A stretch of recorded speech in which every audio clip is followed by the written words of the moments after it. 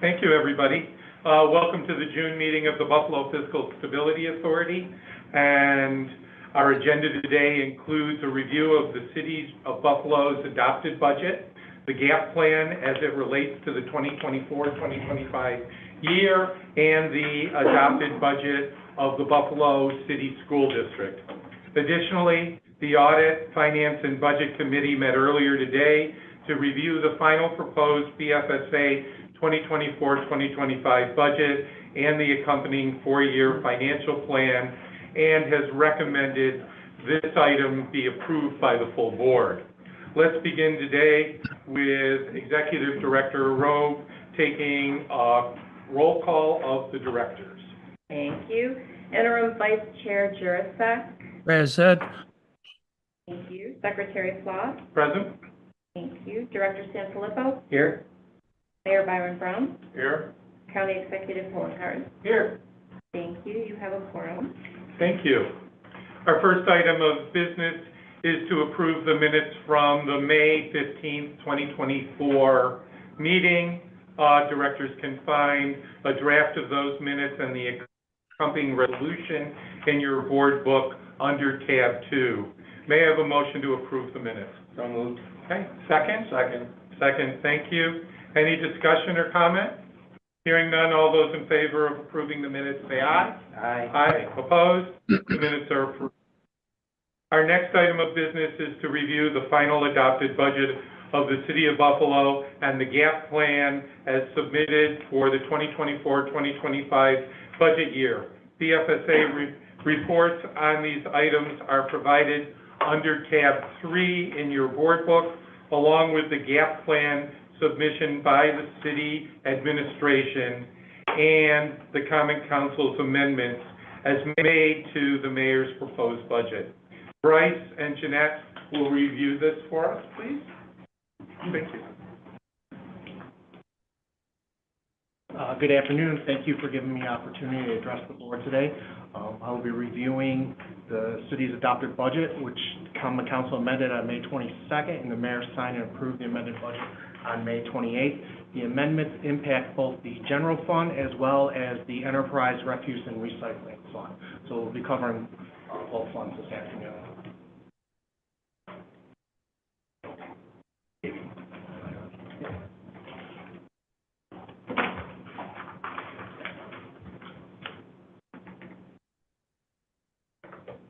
Are we on the right computer? There we go. All right, the first slide here is just showing what the proposed budget was on May 1st compared to what was adopted. Net decrease of $800,000 between the two budgets. You can see on the revenue side, taxes were decreased by 2.4, offset by the increase under licenses and permits. So total estimated revenue for 2024-25 was reduced by $800,000. This reduction included a reduction in the real property tax levy of $2.4 million. So it is now at $186.2 million in the 24 fiscal year. There was a reduced transfers in from the refuse and recycling enterprise fund of $500,000. There was an increase in license and permits of $2 million, so the total of $7.4 million. And the increase is attributed to fines and fees for enforcement actions on illegal cannabis stores. There was an increase under miscellaneous revenue, approximately $76,000 for reimbursement from Bureau for the addition of fair housing officer. Now there is an addition to a position on the expenditure side, so that really nets to zero. And then all other revenue actions are expected to be carried out over the four-year financial plan. There we go. So this slide here just demonstrates the general fund proposed to adopted. We have departmental costs on the top half, general charges on the bottom half. As you can see under personal costs, total reduction of $500,000, and then a reduction of $300,000 under other. So the departmental personal service costs, as I said, was a net decrease of $500,000, and that is a net reduction of 4 positions and a reduction to budgeted salaries. The total FTE count with the adopted budget is 2,766 positions, and that's steady over the four-year financial plan. Now, there are 3 positions that are included in the budget or are currently unfunded. The intent is to fill the positions with savings from attrition throughout the year. The other category is reduced by $300,000, and that's a reduction for payments towards prior year legal claims. The city's adopted 24-25 budget provides for general fund revenues of $602.3 million and expenditures of $617.2 million, representing a deficit of $14.9 million that will be funded through the use of unassigned fund balance. Total revenues, as I stated, total $602.3 million, which is an increase of $25.2 million or 4.4% over the current year adopted budget of $577 million. Total expenditures total $617.2 million, an increase of $40.2 million or 7% over the current year adopted budget of $577 million. Moving on to the refuse fund. I'll focus on revenues on this slide. The proposed budget totaled $31.6 million. The adopted budget was $31.9 million, an increase of $300,000. Service charges are increasing by $200,000 for an increase in estimated user fee interest. And then under miscellaneous, that's an increase of $100,000, and that reflects an increase for estimated revenues for the reimbursement for Medicare Part D. Moving on to the expenditure side, net increase of $300,000. Under departmental costs, that is an increase of $900,000, whereas under general charges, it's a decrease of $600,000 to get to that increase of $300,000. And the details behind that are as follows. Departmental personal services are decreasing by $600,000 for overtime. Departmental supplies are decreasing by $100,000 for replacement parts. Departmental service, an increase of $1.6 million. Contractual services to maintain weekly recycling pickup throughout the city. Fringe benefits are decreasing by $1 million for health insurance, and then transfers out is a decrease of $500,000 to the general fund. So, as referring to the general fund revenues and the reduction, this is the other half of that transfer. So, the enterprise fund is maintaining that $500,000. So, total revenues and expenditures total $31.9 million, increase of $1 million or almost 3% over the current year adopted budget amount of $30.9. At this point, I'm going to pass it off to Dr. Rowe. Thank you. I just wanted to spend a few minutes reviewing the budget gap plan that this board requested back at the May meeting and subsequently submitted. To do that, I just want to reflect on those areas through our analysis that we identified as being uncertain. And uncertain is different than unlikely. It's questionable in terms of the revenue source as well as the recognition in some cases. So what we have here is the state aim. The number that is represented on this chart represents state aim in excess of what is in the state's financial plan. Occupancy tax has, since our meeting in May, has since not been approved by the state for 2024-25. There's significant opposition to it. That item is questionable. Now, those two items together, over the 4 years of the financial plan, total about $64 million. And those are the two categories that are most at risk of not being recognized over the financial plan. With respect to casino revenue, the $3.5 million represents the potential understatement due to the fact that this revenue has come under budget over the last couple years since that has recommenced. Additionally, the contract has expired, it's being renegotiated, and the new terms are likely to be less favorable to the city than the current contract. I'm going to skip cannabis fines for a second. Parking meter fees, traffic violation fees. These amounts are based on history and are potentially overestimated, but there's more control at the city level for these items, obviously. The fee structure could be changed, the parking fee meter structure can be changed, which is in process. So there's less concern with these areas. And then with respect to timing, this is just matters that are outside of the city's control. Casino revenue could be delayed due to the necessity to negotiate a contract, and all revenues are being held in escrow until such time that agreement's reached, and the cannabis tax has been slow to roll out. It's hard to determine what the right number is looking at a year basis. So those we all talked about at our last meeting. With respect to cannabis fines, that's a new revenue that Bryce mentioned and discussed during his presentation. It is intended to be fines assessed on illegal cannabis shops. Not too much information in terms of this revenue at this point, so we included it as uncertain with respect to, how it's going to be assessed, how it's going to be collected, and the whole collectability probability as well. All right, now moving on to the GAP plan. Really, three components that are addressing the potential gap for 2024-25. And this is, first, there's conservative budgeting practices, and we're very familiar with the conservative budgeting practices practiced by the City of Buffalo.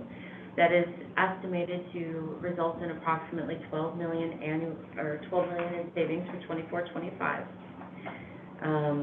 The second portion is occupancy tax and on-street marking fees are supported by detailed studies. We're aware of what happened for 24-25, but the studies would apply for future years.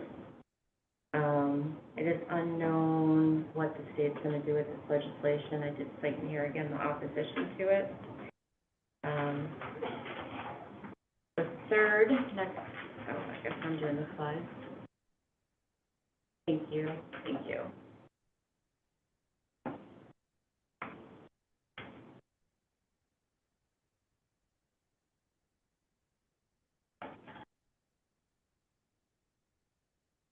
The third resort, in the event that there is a budget deficit in excess of the already budgeted operating loss of $14.9 million, is to revisit two one-time sources, one being ARPA revenue replacement, and the second being assigned fund balance.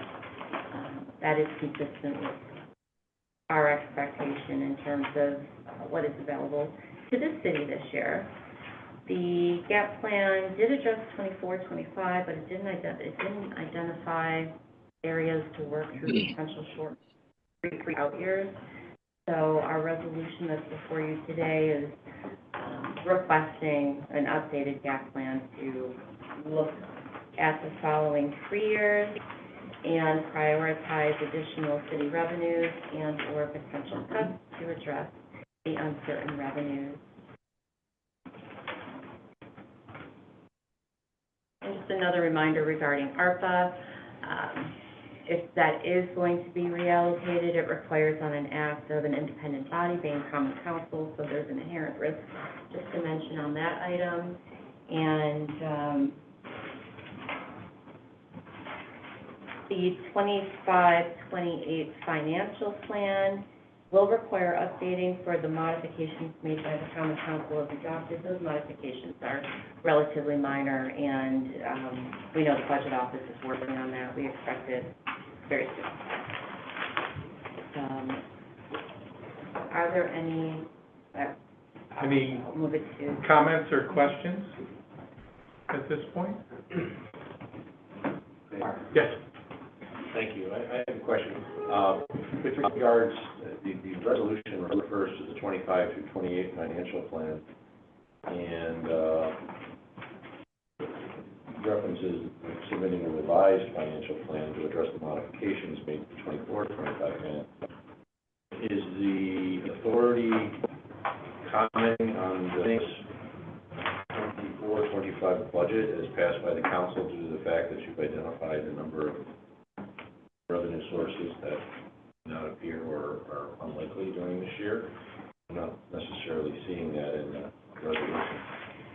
Right. The conclusion that was reached was that there is the ability to fill any potential gap over that 14.9 for the shortfall in revenues through assigned fund balance and through reallocating potential revenue replacement ARPA, which that would have to be done by December 31st under current regulations. But we cannot comment on any of the out years at this point as we haven't received. I would agree. My role as county executive, I also sit on the executive board of the National Association of Counties, which is pretty instrumental in the negotiation of ARPA. It's clear that all ARPA funds have to be encumbered by the end of this year, not spent on the 26th to spend it, but there has to be in writing, here is how we're going to spend it. And if not, what I'm hearing based on the Republican House is they're going to try to sweep it back.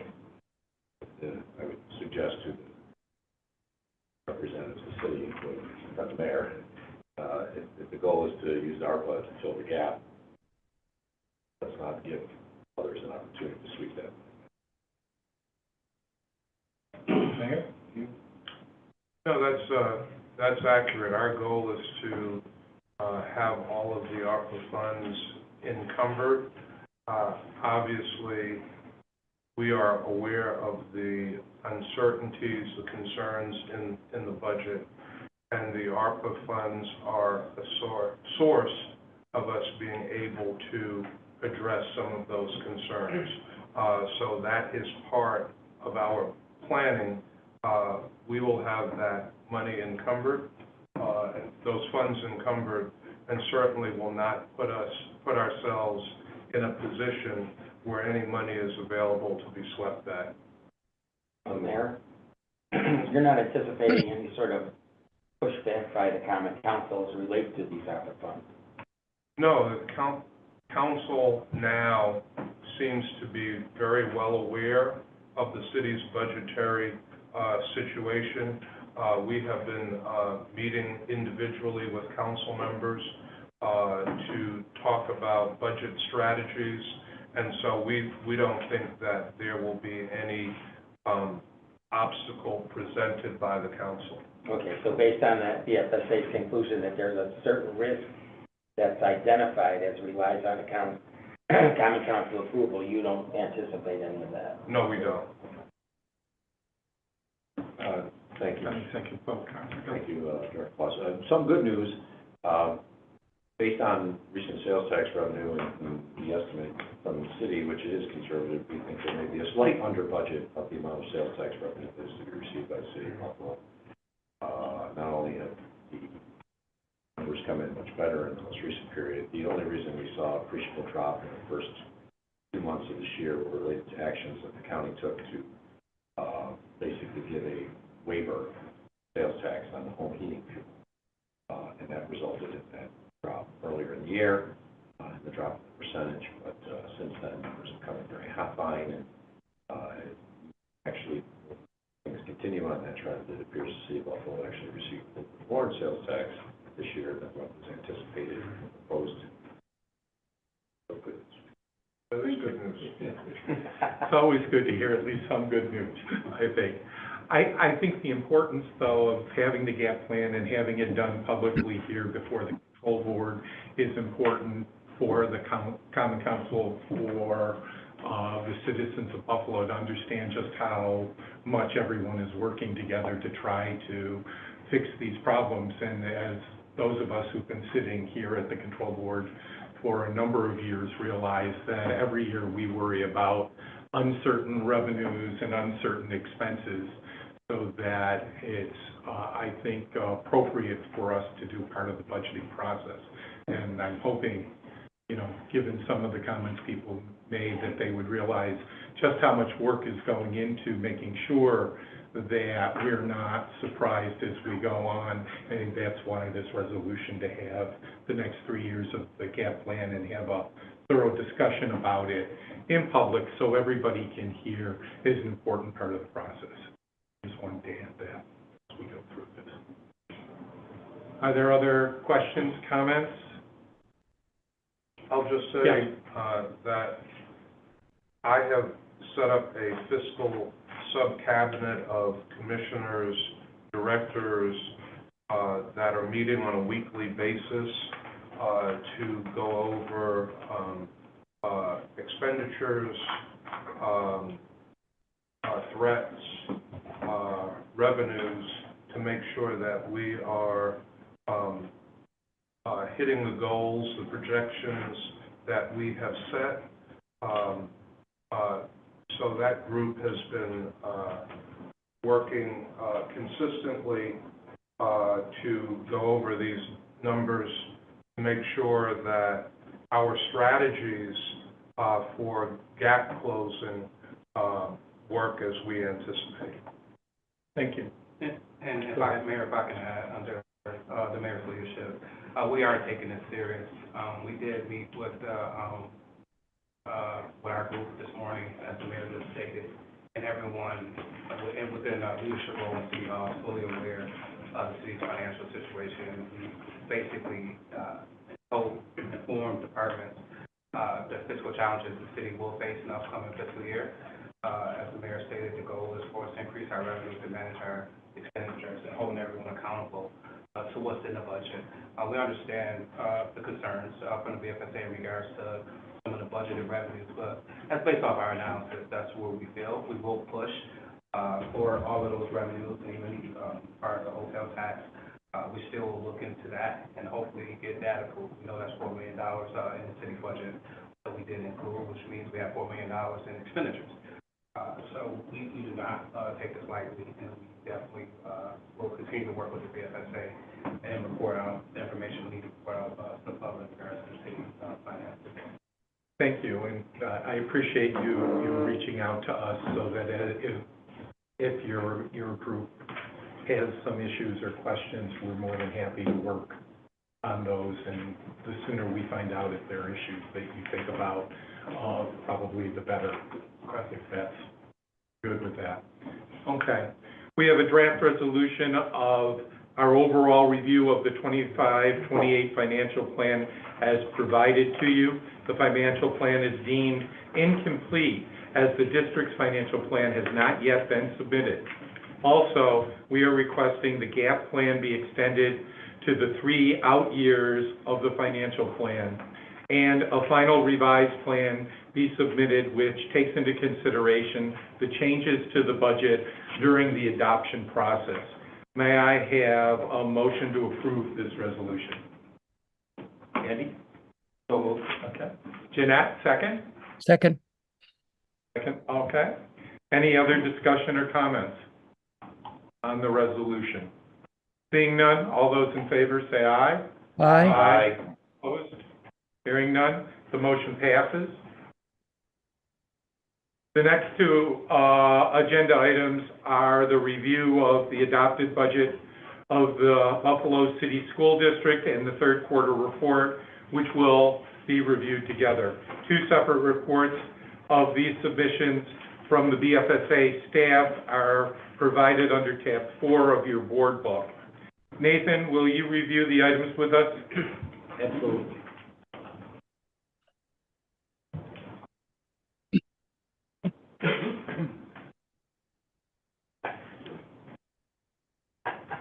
So for starters here, we wanted to give a quick overview of the third quarter results. This table here shows the modified budget, the district's projections at the end of the third quarter, and then the variance between the two. The budget was adopted with just under a $38 million deficit.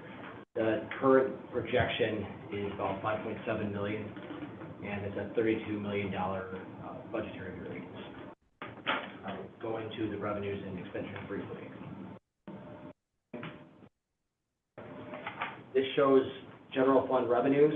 It has the 22-23 actuals, the modified budget, and district projections here. So the projections are very close to budget. There's a few areas where the BFSA believes that revenues may be slightly more favorable than the projection, but the BFSA concurs with these forecasts. The next table is the expenditures. This compares the fiscal year end 22-23 actuals with the adopted budget. The third column in shows where all the budget transfers occurred from the adopted to the modified. There were quite a few labor contracts settled right before the budget was adopted, and so there's a need to do quite a bit of budgetary transfers. To the right of the modified budget is the district's projection at the end of the third quarter. It's a $32.1 million variance from budget, and that would still be a $112.6 million year-to-year increase, or just for 12%. Seeing variances within employee compensation and employee benefits, and that's due to vacancies and the superintendent's hiring freeze that she imposed back in December. So if there's no questions on the third quarter, I can move along to the adopted budget. Questions? Go ahead. Board of Education adopted the 24-25 budget on May 15th. As mentioned, the financial plan has not been submitted. It is anticipated by the end of the fiscal year. The adopted budget includes year-to-year general fund increases of revenue of $17.3 million, or 1.6%. Year-to-year general fund appropriation increase of $63 million, or 5.7 million, 5.7%. There is a $83.4 million deficit represented in the budget, and an associated fund balance appropriation in that amount to close it equals 7.2% of all general fund expenditures. And because the district had received so much federal stimulus funding, this is the year one without it. There's a lot of shifting of what had previously been grant funded into the general fund. So there's a net increase of general fund budget positions of 162, but a net decrease overall on an all funds basis of 189. I'll dig into that a little bit more as well. Then a quick question. Okay, so they're using $83.4 million of their fund balance. Correct. To balance the budget. Correct. How much is their remaining fund balance? It's projected at, well, let's say about 370 at the end of this year. 370 million? Yes.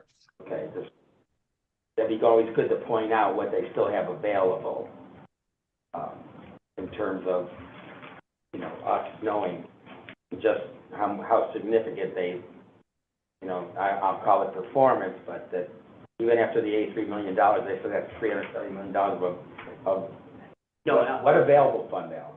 That's prior to the 83 million.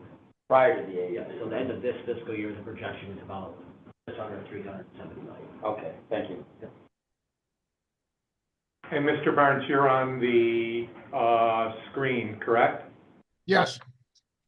Yes, just so everyone knows the school district is here if you have questions. Thank you, Mr. Barnes. Sure. Go ahead. Okay. All right, so this is just a high-level overview of the general fund. You can see where revenues are increasing, expenditures are increasing.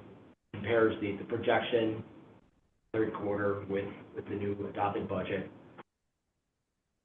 We've gone through this, I won't reiterate any of this.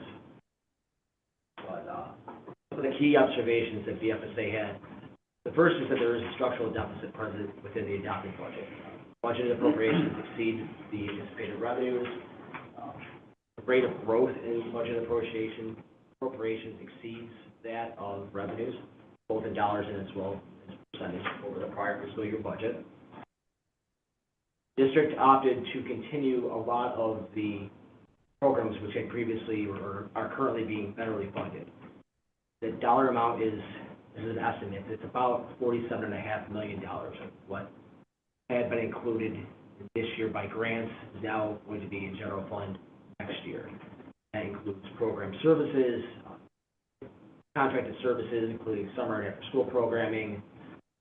All 304 FTEs that are grant funded now are now moved into either vacant positions or newly transferred positions. So all hired people are now going to be general fund funded.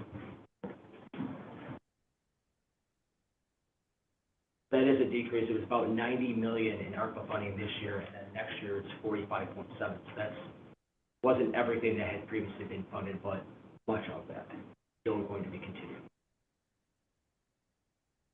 So with that said, the district is attempting to right size. They're beginning the process of aligning total staffing with declining student population with their budgeted appropriations. So over the last 5 years, district enrollment has declined about 11.5%. At the same time, partly due to additional federal funding, total FTEs increased by 216, or about 4%. So, Mr. Barnes has pointed out that this is an economically unsustainable trend, and that budget is year one of two to address that issue. And so year one eliminates 187 vacant positions. Part of that is that current teachers are, the district term is bumped. They are coaching positions. 36 will be bumped into classroom instruction away from support services. Will leave an estimated 42 positions vacant after the year end, and that's an estimate based on an assumed level of retirements. There is a potential for 30 additional layoffs, and there will be a continued hiring freeze for non-essential staff. The superintendent approves all hiring. Two-year plan is to reduce FTE counts by a total of 226 positions. This is a graph that we showed back when we reviewed the financial statements. It's just a way of taking a look at this total enrollment, comparing it to instructional staff and then total staff. When I want to be very clear that when you look at pupil to instructional staff, that does not mean classroom size, because many teachers don't necessarily teach in a classroom. So that's not what that's a representation of. Our guidance counselors, attendance teachers, and so forth. But if you look at the tail end on the far right side of the chart, you can see the adjustment in the increase of pupils to staff.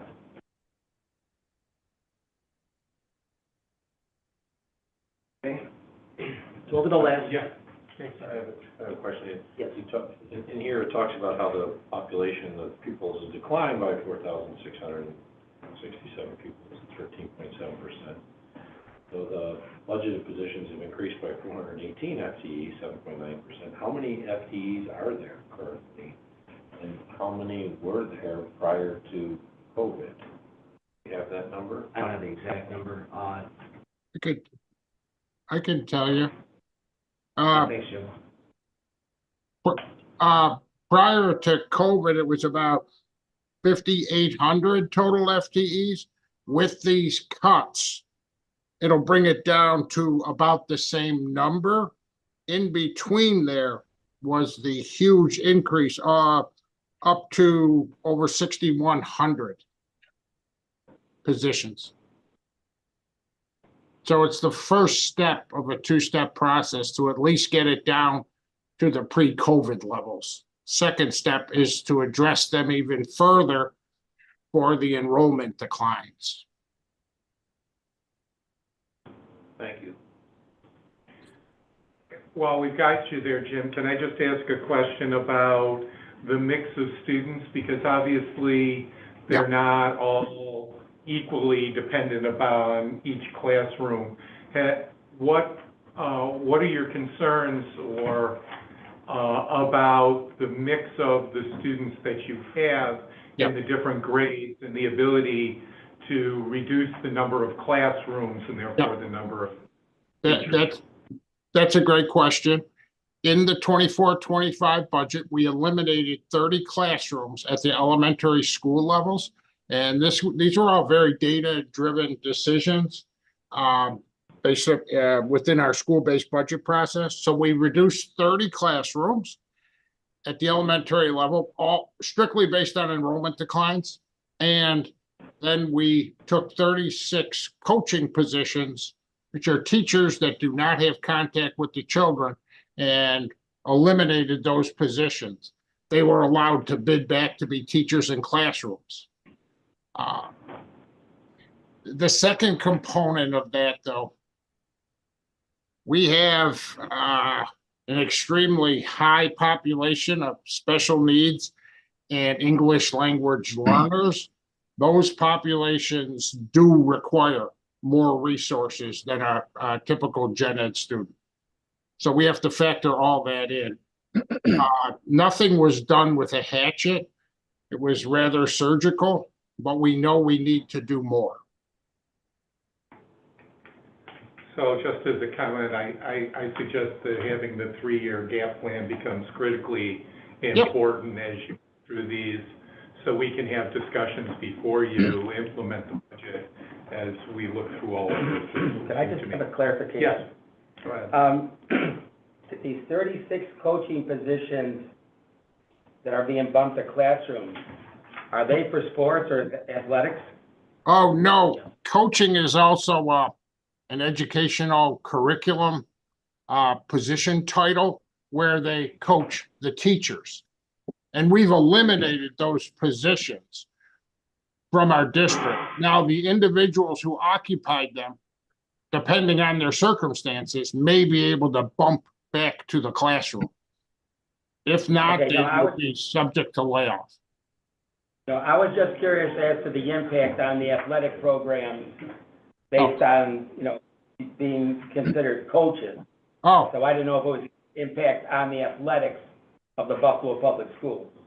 no, the coaches reference here have no impact, and there was no cuts, have no impact on the athletics program, and the athletics program was not cut at all. I have another question. The decline in enrollment, is that based upon people graduating, or are we losing children to charter schools? The biggest reason is the loss to charter schools. That is not the entire reason. There's just a decline in school-aged children within the city of Buffalo. Okay.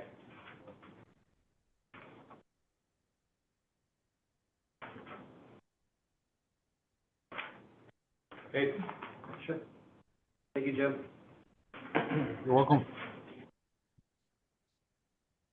Thought I would go through this. This is, the last 3 years have seen a significant level of both the federal stimulus money and increases in New York State aid. The first of which, the federal stimulus, is of course one-time aid. It expires, and there's also been a 3-year phase-in to get foundation aid up to the Council Campaign for Fiscal Equity standard. So this bottom table here lays that all out. It shows the close to $290 million in ESSER 2 and ESSER 3 funds over the 3 years, which of course is expiring. And then the increase in your state foundation aid, that total increase to the base over those 3 years is $551 million, or excuse me, $261 million for foundation aid. And overall, it's been a huge increase of over $500 million over that 3-year period. Foundation aid, of course, increases. That's the base for next year's aid. Federal stimulus funds are expiring. Moving along, this table shows the adopted budget revenue. There's no difference between last year's adopted budget and the third quarter projection. The budget increases general fund revenues by $17.3 million or 1.6%.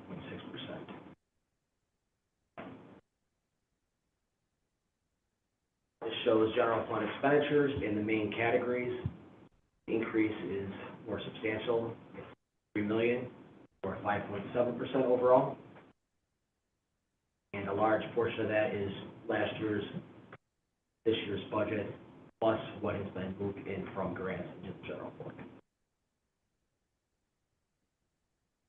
Employee compensation increases $25.1 million or 6.3%. This sub-bullet here shows who is moving in. It's not an exact number, but it's mostly teachers and a lot of white-collar positions. 50 of those are security guards. currently grant funded and now will be general funded. It also includes his salary and benefits for all employees. All contracts are current with the exception of the TAB contract, which is expiring at the end of this year and is currently being negotiated. Benefits increased by $13.5 million or 6.3%. There's a pretty big increase in retiree health insurance of $9 million or 18.8% the budget. When we dug into it, there's a pretty big increase in Medicare Advantage costs of 11.4%. And of course, debt service continues to decline as the work associated with the school's construction board loans are being paid down. There you go. This is the chart that I looked ahead to. This shows historical district, charter school, and total public school enrollment in Buffalo. Shows where the decline began before the pandemic, but became more pronounced during that period. So, and of course, over the same time, charter school tuition payments have been increasing not only by number of pupils, but in tuition amount in and of itself. Next year, charter enrollment is anticipated to increase about 7.1% over current level now, and there's an increase in the per pupil cost of up to $15,500 per pupil.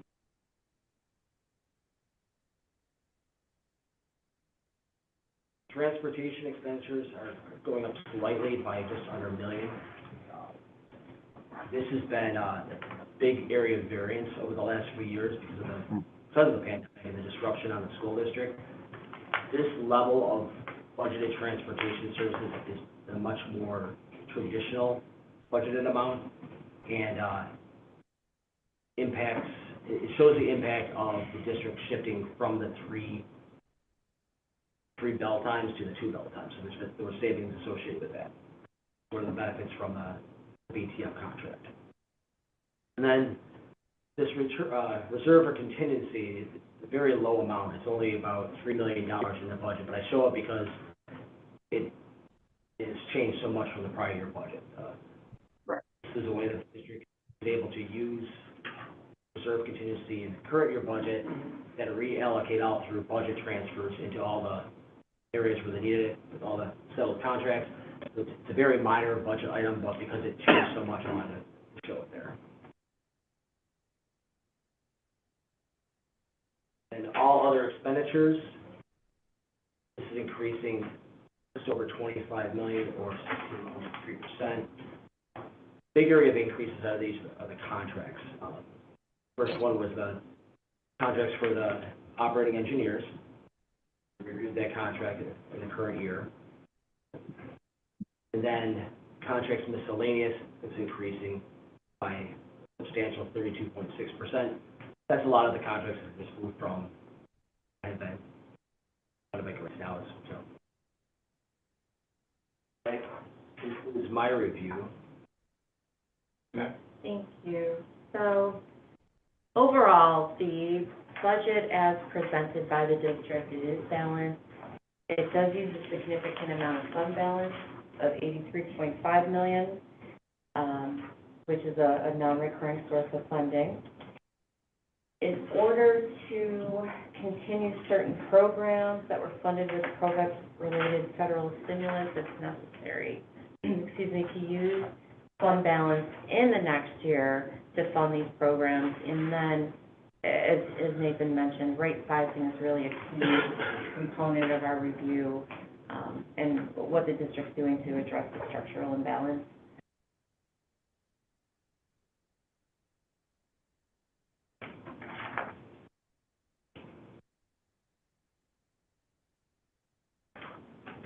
In addition, I do want to again cite in our conclusions, one of the key things is the hiring freeze that the superintendent is doing. So they're not hiring. It's just anybody who is hired goes across her desk. She has to sign and approve it.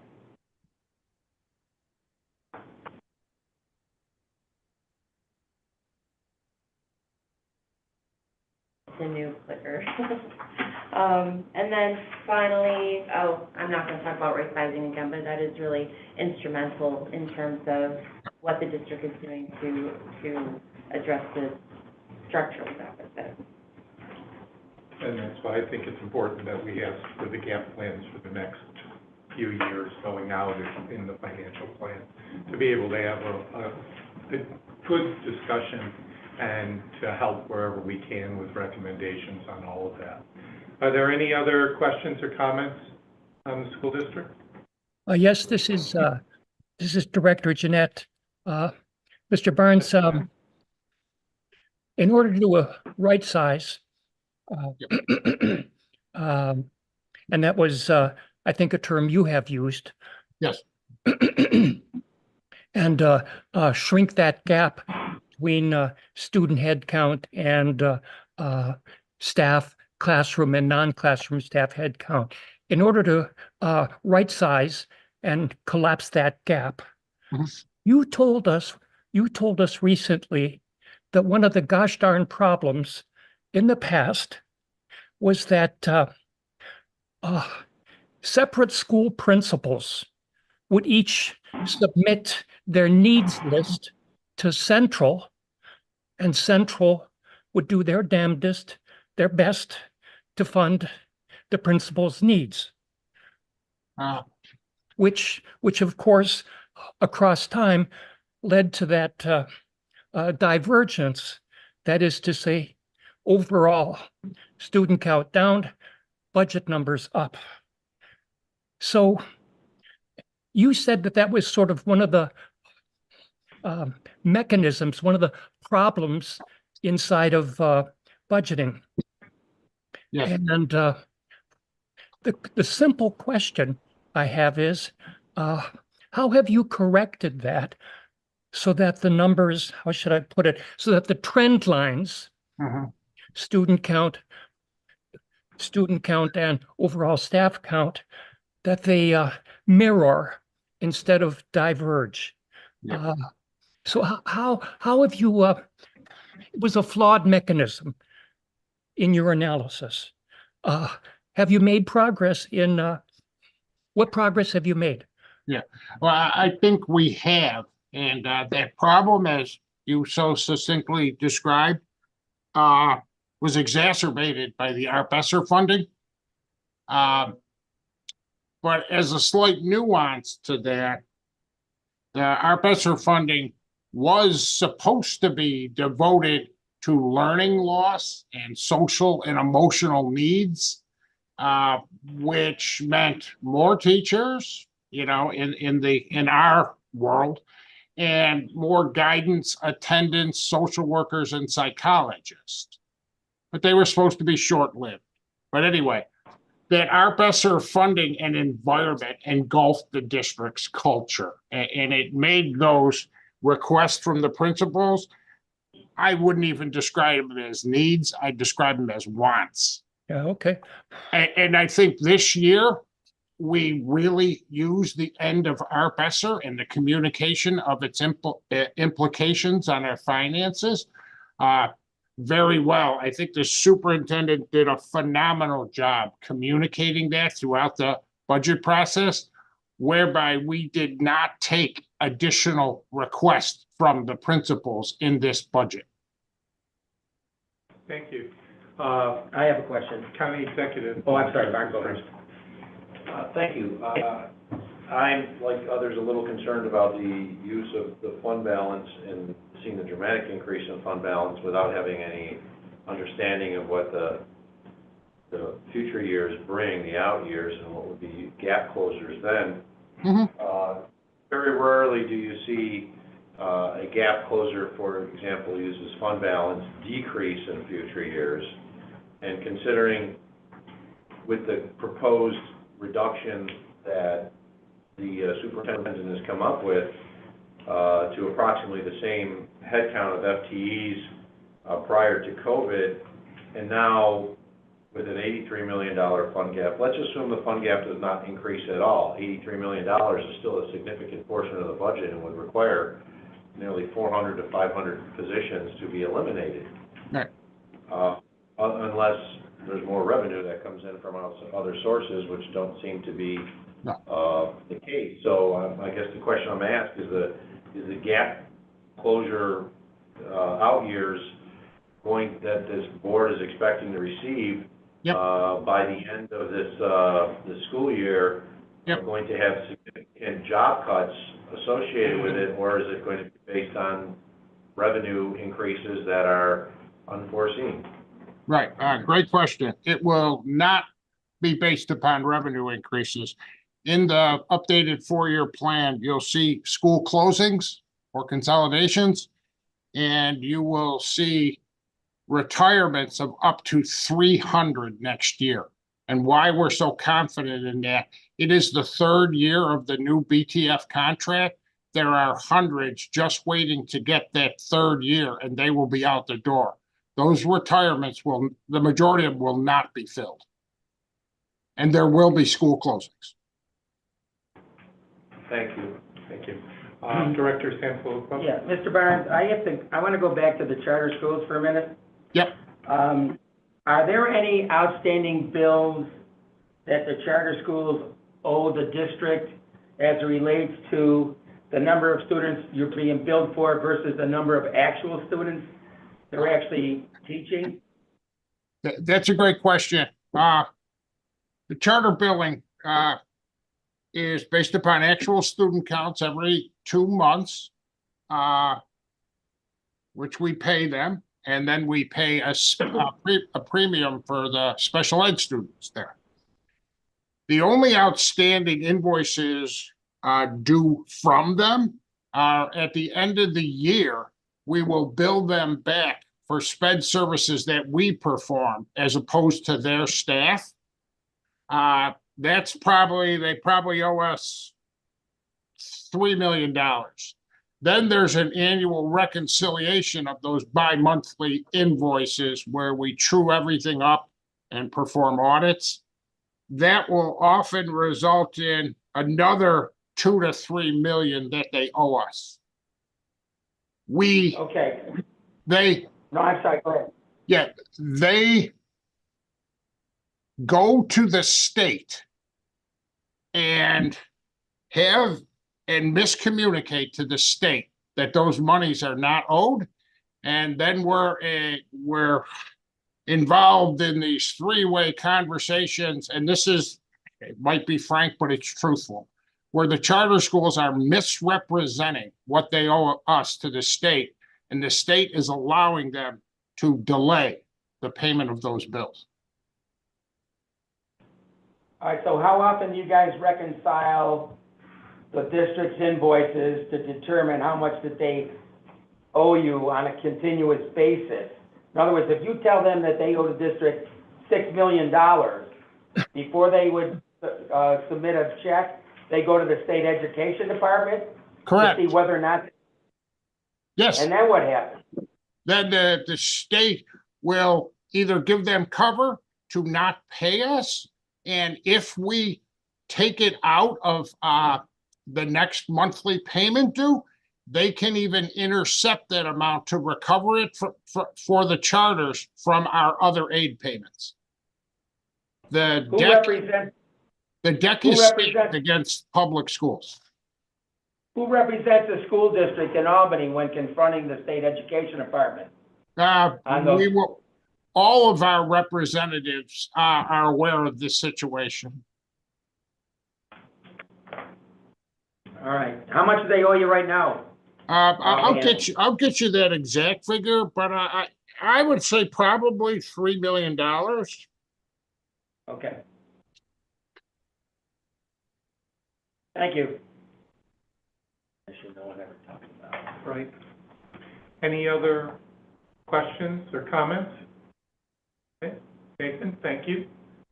Thank you for that.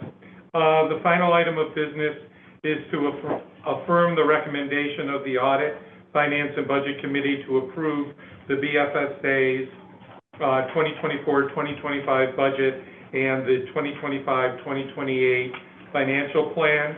This document is included under tab 1 of your board book, and the accompanying draft resolution is included under tab 5. May I have a motion to approve this item? Yes. Thank you. Without count, just the budget that we're approving? Yeah, this is the budget. We're just putting the motion, then you can ask questions. Oh, I'm sorry. Okay, second? Andy, you can second it. I'll second. All righty, thank you. Is there discussion? Go ahead, Andy. Okay, going over the budget, looking at professional fees. And I'm looking at the actual, like for legal fees. And the actual amount was, for 2023, was $5,920. You're forecasting $7,500 for the current fiscal year. But then in the out years, it jumps from up to $40,000. I was just curious as to why that significant of an increase. Is there something we're missing or I'm missing? And No, I I'm so, don't think, go ahead, I'm sorry. It's not your budget It's yet. not your budget. Okay, thank you. Well, Is it had me, if you have the answer, it's okay. No, you had me stumped. no. Okay, Jeanette? Yeah, no problem. So, we're looking at the 40,000 for legal fees. That doesn't go, it doesn't go up. What you're looking at, those other numbers are actual balances at the end of 23, Yeah, and then what we're forecasting for this year, and then we just leave it at 40. So we used to have an amount budgeted for litigation and then a pretty substantial amount for litigation. We kept it in the budget for a number of years, took that away, and we keep 40, just to keep it. who's suing us?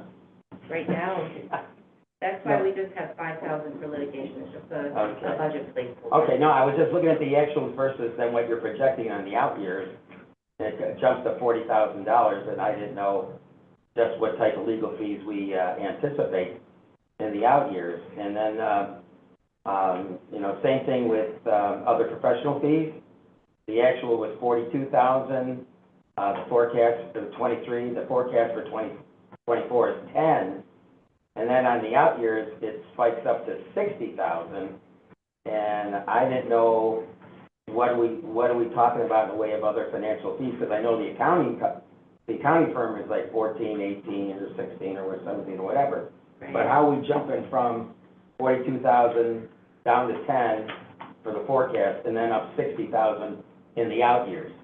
That one's more difficult to predict the expense is going to be.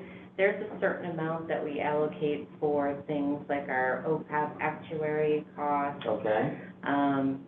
or any studies that the board of directors would like done that we don't have Yeah. the professional expertise. Yeah, I read that definition, and I didn't know, what does this board, what have we done in the past where we've requested a lot of other fees other than maybe PFM?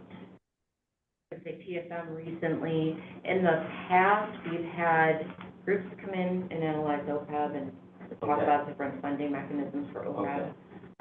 It's been a while.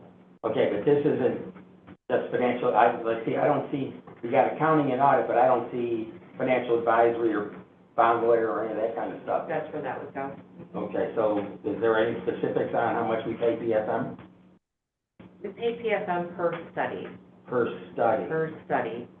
Okay, and depending on how much work goes in each study, depends on the invoice. It's between, I would say, 5,000 to 7,500 a okay, year. so this And analysis they just performed on whether the BFSA issues the bonds or whether the city issues the bonds is somewhere in the area of like 5 or Yeah. 7,000? Yes. Okay. No more questions. No more questions? Any other questions? Seeing none, then we can move to a vote. All those in favor of the resolution, say aye. Aye. Opposed? It passes. Is there any new business anyone would like to bring to the board? Okay, are there any comments from the public that the public would like to make today? Hearing none, then this concludes the meeting of the Buffalo Fiscal Stability Authority. Is there a motion to adjourn? So moved. Thank you. Second? Second. All those in favor say aye. Aye. We are, thank you. Thank you, everyone. Thank you. that was early.